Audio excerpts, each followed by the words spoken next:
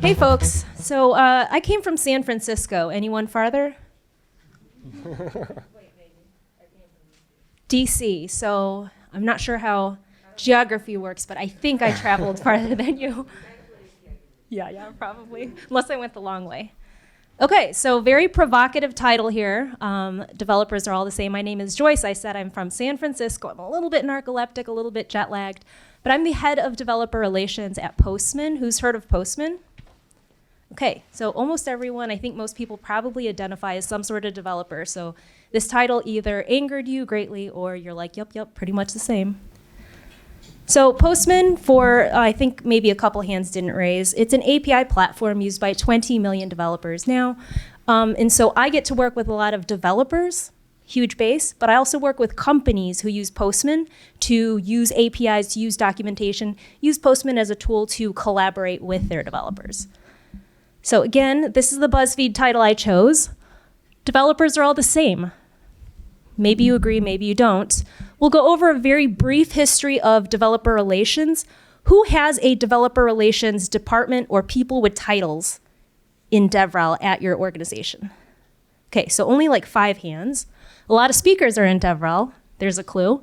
And then we'll talk about why developers are not all the same, why they are all the same, and then a few tactics and strategies that you can take with you to engage with developers at your company or in your own communities. All right, so let's start with history.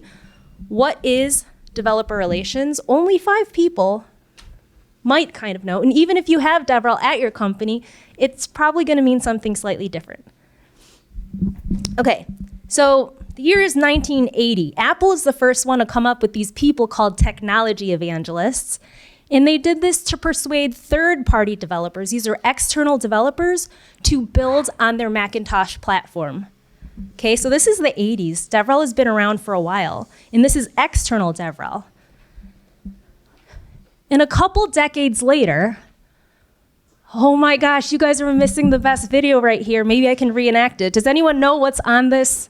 Looking at the clues on the slide, does anyone know what this video would be?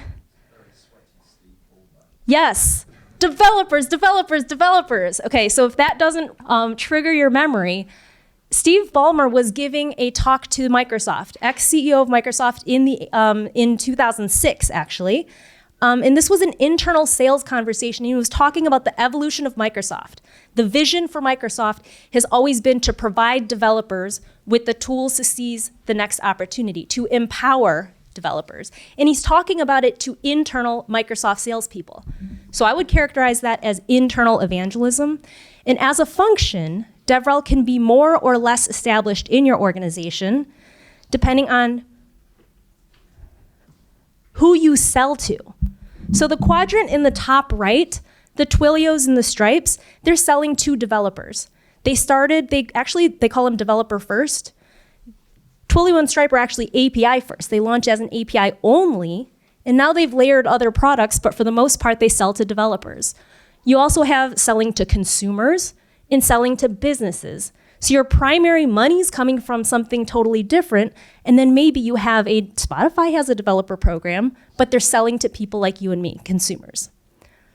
So I think Twilio, if anybody's from the Bay Area, I don't know if this was nationwide, but they had a billboard campaign that said, ask your developer. That's what they're known for. So if you're selling directly to developers, then you probably have a developer program, you have initiatives, you have budget, you have people with those titles, and DevRel becomes an integral part of your go-to-market strategy. Okay, so at any of these other places, you might see DevRel focus on a product or a feature, right? What makes your company money? But also a specific technology. So a rising tide lifts all ships. Maybe you have DevRel focusing on Kubernetes, APIs, new protocols, observability. Or you're thinking of a new model. You're trying to push a new approach. I mean, I was around when Agile was a new approach, right? But you have DevOps, SRE, security, quality. So if your focus is on a product or a new way of thinking, you have developer relations objectives. So this is not my infographic here, but I think it's pretty good. If you look around developer experience, you can see the legs of the developer journey, starting with awareness, going through activation, engagement, and retention. And at each stage of your developer journey, you're going to be focusing on marketing, deeper education, and developer success. And all of this rests on the pinnacle of your community.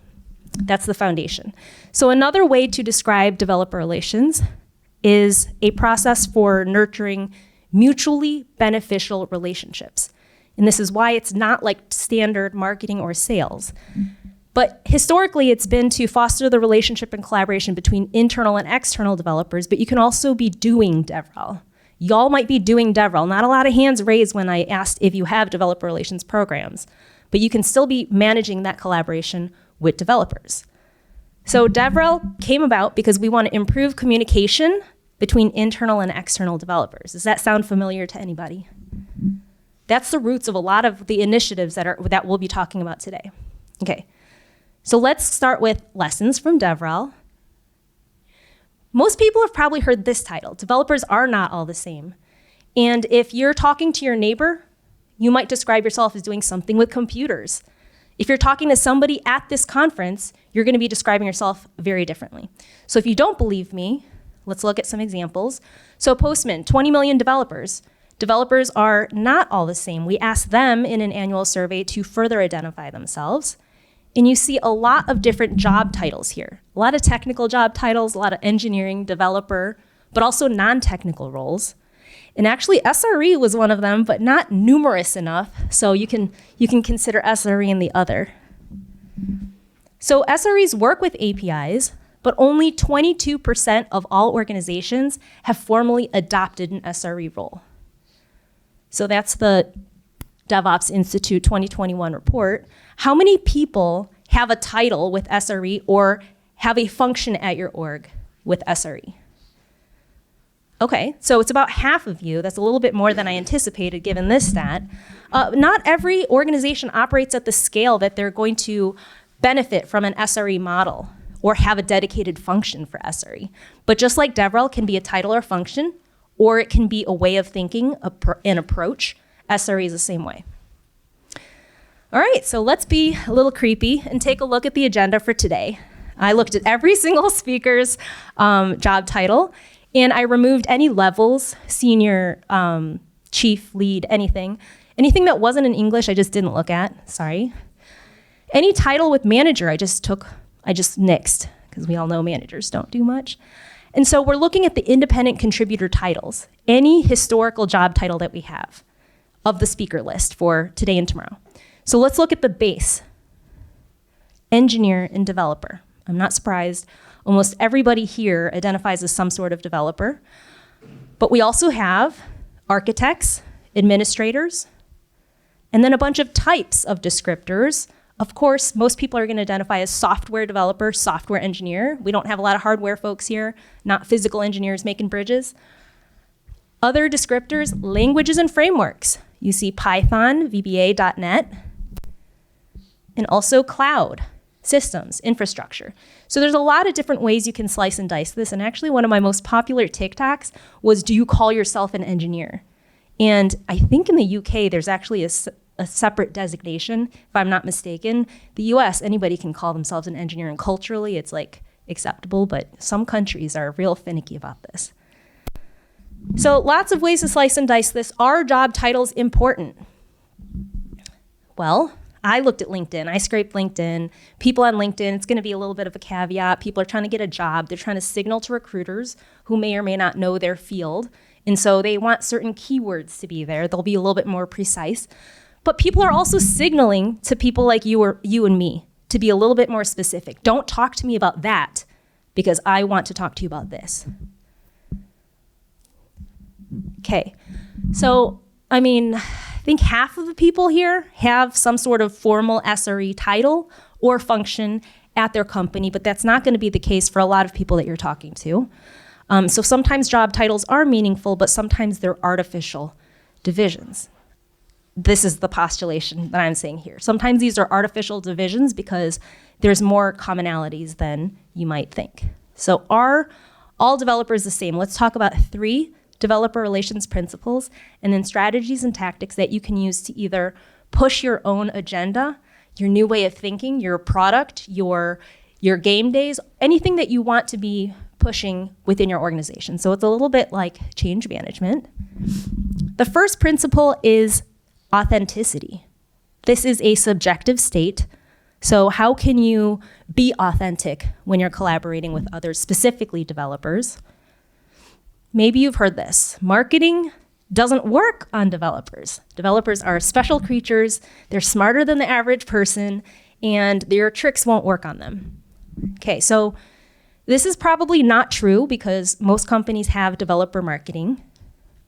So what does this really mean? I'm going to update this statement to something that I agree with. Traditional marketing doesn't work on developers. Okay, why? Why doesn't traditional marketing work on developers? So one thing, I have a marketing background. Please don't come at me with stones, but marketers are taught to talk about benefits. So on a marketing landing page, if you ever go to somebody's homepage, sometimes you're like, I can't really figure out what they're doing until you look at the next level. And this is because marketers say, focus on the benefits. Don't tell me that this product has X, Y, and Z. Tell me how it saves you time, saves you money, is easier to use than the alternative. So developers are typically knowledgeable in their own field. They're subject matter experts. So instead of providing more promotional materials, you're actually going to be better off providing education, helping them get started, advanced guides, boilerplate, code samples. Okay, so let's just look at one part of the developer journey. This is not my infographic, but it's one model to look at. And if you look across the top, that's another developer journey. You're starting off with discovering technology, evaluating, learning, building, and scaling. So if you look solely at the evaluate stage, you're going to be looking more deeply at docs, forum posts, advanced use cases during the shopping, kicking the tires phase. And not having enough educational resources at that early stage means you've lost your audience right away because there's not enough information to make your evaluation. And the majority of developers are decision makers. This is the Stack Overflow 2022 survey. Survey says 66%, the majority of professional developers have some influence over your organization's purchasing decisions. So of course, senior levels are going to be making platform purchasing decisions, but anybody with a professional developer title is involved in assessing new technology. And they're doing it frequently, so it's important to narrow your developer segmentation. So this is another error I see with traditional marketing, where segmentation is too broad. So traditional marketing is a one to very, very, very many motion, one to very many. And so, of course, for marketing, homepage, you're going to be targeting your broadest common denominator. But in those other resources, that's where you're going to lose your acquisition funnel. So sometimes developer types are actually at odds with each other. They have different agendas, they have different objectives. So when you're messaging it, you need to know exactly who you're talking to and narrow your segmentation. Okay, and the last one, I didn't have a whole slide on it, but traditional marketing is a bad word with developers. And part of it is, again, because they're maybe perceiving themselves to be more intelligent than the average person, but don't market to me. I'm not falling for your tricks. All right, so authenticity. This is how you can be more authentic with a knowledgeable audience. Next, we have empathy. At some companies, you'll have people with titles like developer evangelist, developer advocate, and what's the difference? Sometimes I think it's an artificial division, but where you have advocates and evangelists within the same organization and it's intentional. Amir Shavat, currently at Twitter, but came from several organizations with very strong developer programs, said evangelists preach, advocates understand the pain points within the product and collaborate with developers. So very, very spot on, but another way to put this is using emojis. I love emojis too. So I say evangelists is a megaphone emoji. You're one-way broadcasting your message. You're getting up on your soapbox and broadcasting about a new technology. Advocates is an ear emoji. You first have to hear, listen, and understand the developer's pain before you can collaborate and move forward. Okay, so in either scenario, sometimes you need to be evangelizing, sometimes you need to be advocating, but how do you build empathy for the developers that you're working with? So Stripe has something called, well, I don't think they do this anymore, but one of the founders, actually both of the founders, the brothers, Collison installation. They came from YC, so what they used to do was sit down with every other YC portfolio company and install Stripe. They were pair programming with every founder, co-founder at the YC and seeing where the pain points lied. Google and Facebook have something called developer circles, where developer relations will do one-on-one or one-on-few interactions with users and invite engineers to watch and feel the pain. Vercel talks about exposure hours, where they might not be spending face-to-face time, but they're watching the videos that other people are producing about Vercel, or they're popping in on live streams. So they're watching people, kind of creeping on them, seeing how they're using their product. Postman, we have beta testing with friendlies. This is a very popular way to gain user feedback. And one thing I will say is that some of your early adopters, some of your most vocal critics, if you can turn them and help, if they feel like they're helping to shape the future vision of whatever technology you're managing, they'll become your most vocal proponents. So that's valuable, even if they're yelling at you. Okay, so now you have authenticity and empathy, and the very last principle I want to talk about is community. Okay, so this is very broadly defined. At some organizations, it's going to be customers, it's free users, it's going to be other people, other colleagues within your organization that you're trying to push change with, or is standing in your way and yelling loudly at you. So community channels, again, very broad. It's going to be in-person events like these, online forums, code contributions, blog posts, and these are the people evangelizing and critiquing them, so meet them where they're at and find out what motivates them. So this is another quote. I didn't know who said this, but I think it's spot on too. Why do people get involved? Why do people evangelize or advocate for technology? And it's usually for fame, love, or money. And so you have to find out what motivates your community and compensate them. And if you're like, I don't have any money, or my platform's so small, I don't have like a big platform to, raise people up on, a sincere thank you or a public acknowledgement can really go a long way. All right, so these are the people. Again, the community can be your most valuable asset. They're the people that are going to spend time, expertise, resources, and they might be shouting at you and they might be cheering you on, but this, in many cases, is going to be your most valuable asset. Okay, so the key takeaways are developer relations principles that will help you when you're interacting with any developers, even if it's in your own team. And so authenticity, how do you be authentic? When you're not selling, don't think about traditional marketing. Think about education, think about less promotion and more education, and also don't make the audience feel like you're selling to them. Empathy, feel the pain. There's a lot of different ways to feel the pain, and sometimes that means that you're going to be evangelizing the tech, and sometimes it means you're going to be listening, your emoji. And your community is frequently your most valuable asset, so find out what motivates them, fame, love, or money, and compensate them accordingly. So DevRel objectives, only 5 people have a formal program, but there are principles and strategies that you can use interacting with anybody when you're trying to introduce a new way of thinking.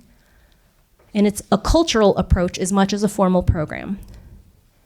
And the 3 DevRel principles we talked about was authenticity, empathy, and community. So again, maybe you don't care about DevRel, but this is how you interact with the rest of your team. That's all I had. If you have questions, feel free to grab me afterwards. I'm excited to hear more about what everyone has to say today. Thank you.